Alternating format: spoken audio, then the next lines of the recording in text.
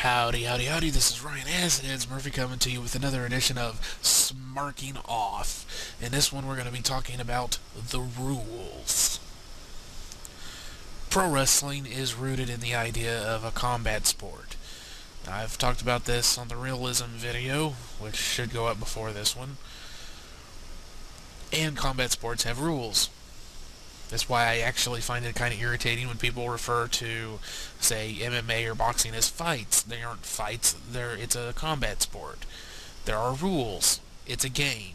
It's a game where people hit each other, but it's still a game because it has rules. In real fights, there are no rules. You fight.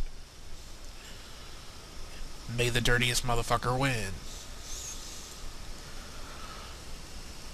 So pro wrestling, since it is rooted in a combat sport, it is a form of storytelling, but the foundation of it is combat sport, just like Rocky or any other sports movie. Okay. Unless the plot of the story involves cheating, which usually involves finding out about the cheating and then punishing the cheater, they still follow the rules within the context of the story. You know, Rocky doesn't get in the ring and beat the guy over the head with a fucking chair to win, because while the ref's distracted by his seconds, his coach and whatnot. So, rules. I think a lot of the problem is that it became easy to use cheating as a way to get heat, cheap heat, instead of using personality, which is, once you have a persona nailed down that really gets heat with an audience, you're always going to have it. But people started using cheating as a way of getting cheap heat instead of working on their persona. Probably some of them is an enhancement to the persona, but it just became a cheap way to be a heel. That's why when I see people cheating a lot of times in like New Japan, I say that they're doing heel shit. Because most of the time there's no real rhyme or reason to it. They're cheating and using interference and stuff without any real method or story involved. They're just doing heel shit.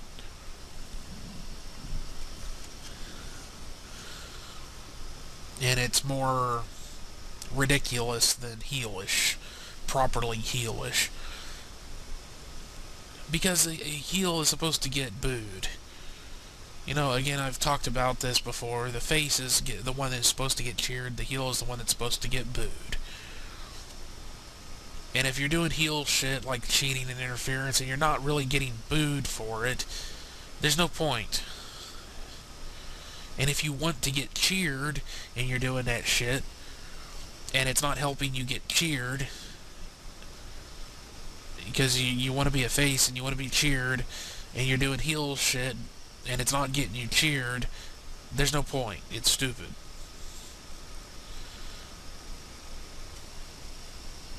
So, following rules in pro wrestling at times seems optional. And this is an issue I have with New Japan. I really enjoy New Japan Pro Wrestling in JPW,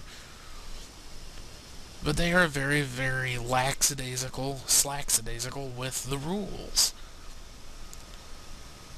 And if they just went full-on ECW style, DQs on certain things are still in effect, rope break is in effect, stipulations still have to be added to matches for any kind of modifications to where pinfalls count or anything like that, but for the most part you can do whatever the hell you want. If they would just go that route, then I'd be fine with it. Because that's more or less what they do anyway. They just let them get away with shit. But occasionally, and I've seen him DQ somebody once, and there was no real rhyme or reason to it. It was actually, for me, it was a bullshit finish. Because it made no fucking sense. In context with anything else I had been seeing in New Japan, getting away with everything left, right, and center, and no enforcement of rules, really, then suddenly, oh, this time we're going to DQ him. It was lazy, it was stupid, it made no sense. This was during the G1 climax. I think it was Toriano up against Michael Elgin, and Elgin got DQ'd because Toriano said that he low-blowed him. And again, it was just dumb. Everything about it was stupid. Toriano constantly gets away with low-blowing people, often right in front of the ref, and they don't do shit about it. But all of a sudden, no, DQ. It was stupid. So, when it comes to rules, you know, I'm not old school when I think, oh, there has to be lots of rules and they have to be, you know, meticulously enforced. If there's no rules, you take away the ability for the heels to cheat. Well, I think cheating is cheap anyway. So I don't care about rules, as long as they're consistent. This goes back to, you know, some of the stuff I said in the realism thing. If you're doing, you know, because I do believe that you can do sci-fi pro wrestling, fantasy pro wrestling, horror pro wrestling, comedy pro wrestling with costumes, pro wrestling with whatever. I think pro wrestling should be allowed to be its own form of entertainment. Right there with theater or TV or stand-up comedy. These are their own forms of entertainment, and pro wrestling is too. Okay, maybe you couldn't... stand-up comedy doesn't really count because I don't think it has the... You know, I don't think you could actually do... Well, maybe you could do sci-fi comedy, I don't know. That would be a bit weird. But that's a bit different animal. Pro wrestling is a form of storytelling. You can do different kinds of fiction. I believe you could do it and get away with it and make money doing it and have good shows and everything. But since most pro wrestling is still firmly rooted in the real world, based on the idea of a combat sport taking place in the real world, not a fictional universe or something, I believe you could do that, but I think only Lucha Underground has really even started trying to do something like that. Since most pro wrestling is still rooted firmly in the real world, it should behave the same way that actual combat sports do in the real world. If there's even a sniff of cheating in any sport, they're all over it.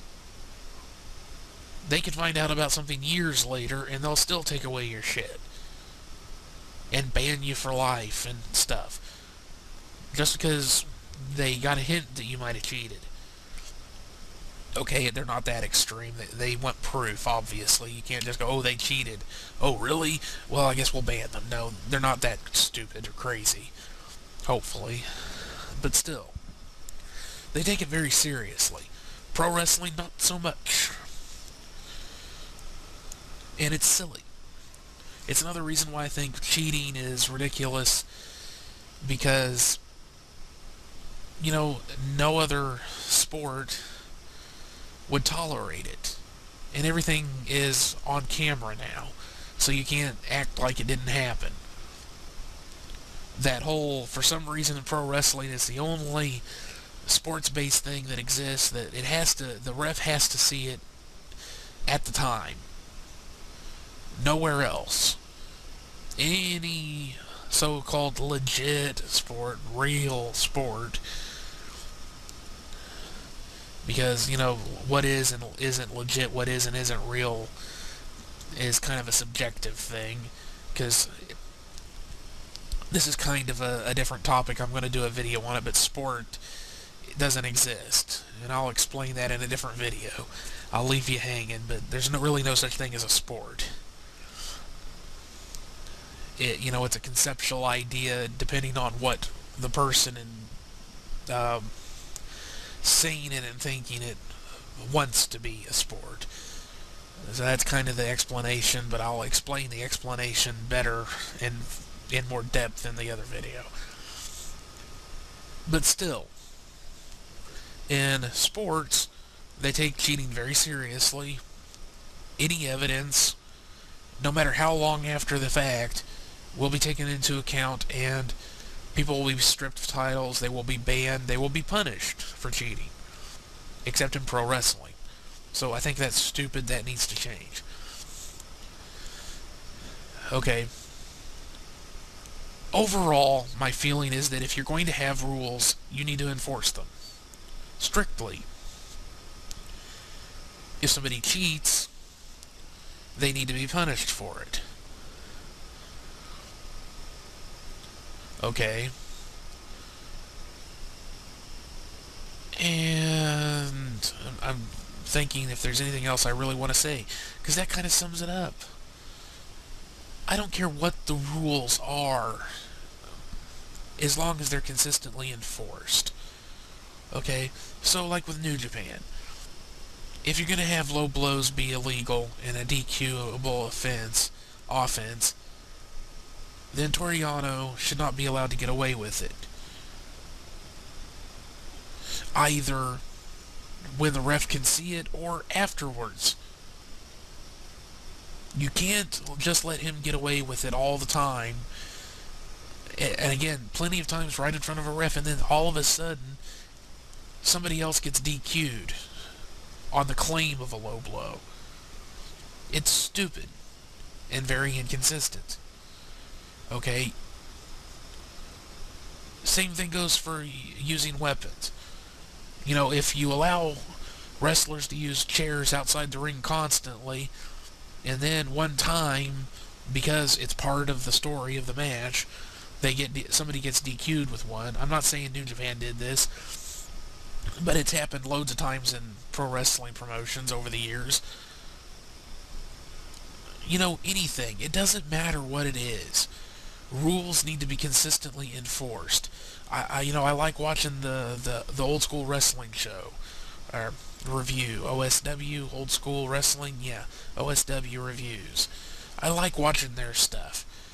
And one of the things they will point out in a heartbeat is especially when it happens on one fucking show, because it happens more than once on old, that one company's pay-per-views, somebody would get away with something right in front of a ref in one match, but in another match somebody got DQ'd for doing the exact same thing.